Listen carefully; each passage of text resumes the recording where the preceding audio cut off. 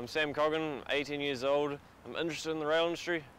Well, I'm interested in trains because it originated from when I was a little kid, so I guess it's just something that came out of my childhood. Well, Sam's off to spend some time with the Auckland operation of KiwiRail, New Zealand's rail industry operator. KiwiRail run both freight and passenger services. There is a huge range of jobs available in the rail industry. There's mechanical engineers, there's train drivers, there's shunters, there's signalmen, or if you want to work inside, there's the office side of it. Keeping Sam on track is Colin Vickery. Hey Sam, welcome to KiwiRail. My name's Colin Vickery, I'm the KiwiRail Auckland manager. I believe you're interested in working for the railways? That's right. Cool, okay, well we've got some stuff set up for you upstairs. Come this way. Let's go. First up, Sam's headed to the Takapuna Administration Centre. Welcome Sam, this is where we do everything in KiwiRail to make sure that we're getting the right containers on the trains, make sure we've got the right locomotives, make sure we've got the right drivers, make sure that we've got the right freight. Alright. Over here on this side here is part of the train build team, and they will actually allocate the wagons to be used for the train, and they will virtually build that train in the computer system to make it look like that's exactly what they're doing. Alrighty Sam, this is our CTMS program. It's pretty much a visual representation of the way we're going to load the train. Up here, there are our wagons, and all these boxes down here are our containers. It's got all of our info we need to know about the container down here. Where it's going and stuff like that. Auckland to Hamilton, the weight of it, the length of it. Pretty much we're just assigning the containers to the wagons. It's a simple click and drag operation. Chris builds up the train, 1,000 tonnes. Destination, Christchurch, and the information is mailed to the marshalling yard. Out here at the Westfield Yards, this is what's called a marshalling yard, where the trains are marshalled into the correct order. Some of the customers here might be wanting to send wagons to Mount Maunganui, others to Palmerston North. So when they say they're marshalling a train, they're putting all the Palmerston North wagons together, they're going to put all the Mount Maunganui wagons together. It's all like one giant-sized postal sorting office, and it's the job of a shunter to shuffle the wagons into the right order. 3 wagons have to be dropped off this train, and the shunter today, Lee, first shows Sam how the wagons are coupled. And your bridle, it goes over there. So what does the bridle do? The bridle, it stops our hook from jumping as the train is moving.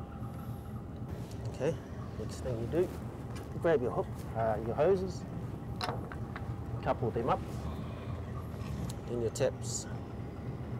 That lets the air through, controls the brakes. Before any train can travel, the wagons have to be checked.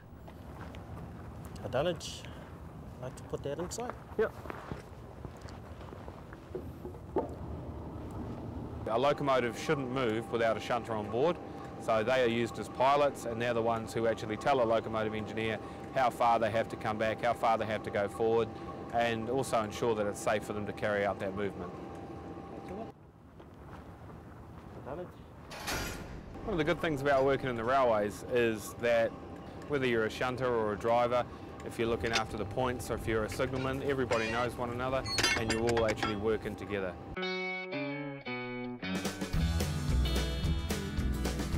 Our loco is about to head out on the road, but first it has to be serviced. This here is the sand department.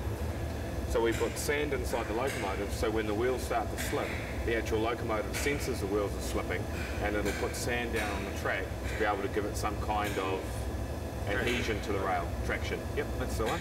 Once the loco is refueled, it's ready for the rostered driver to take charge. I suppose one of the good things about being a train driver is if you like trains, it's the perfect job. It's the kind of job where you work by yourself a lot of the time, and you get some really big toys to play with. I think part of the skill of being a train driver is one day you can have a small train with a couple of 100 tonne, and then you might come to work the next day and it might be up around the 1,500 to 2,000 tonne mark. So it's a pretty heavy machinery. Neil Messiter hails from a railway family. Both his father and grandfather were locomotive drivers. It's pretty easy to drive a train. It's the train handling skills that take years of experience. When you've got a train that's 1 kilometre long, you've got up to 90 metres of free run. So if you were to apply the locomotive brake on a train at 80 k's, what will happen is the rear wagons will try to run in on the locomotive. Coming out late. This particular locomotive is the most powerful class of locomotive we have in this country. I actually love this locomotive. It's a diesel-electric locomotive. It's basically an electric locomotive with its own power plant. So how does it feel sitting in the seat, Sam? Feels pretty good. Let's go for a drive. Okay. Lee gives the wagons one final check, and it's time for Sam's ride. Right, 183, you ready to leave? Receiving, Lee.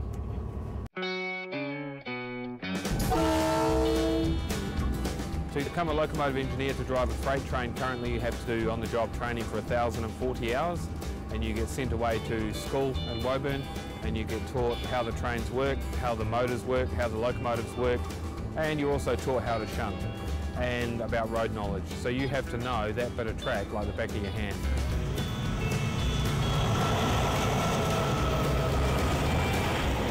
Road knowledge is very important. 99% of knowing the road makes a good driver.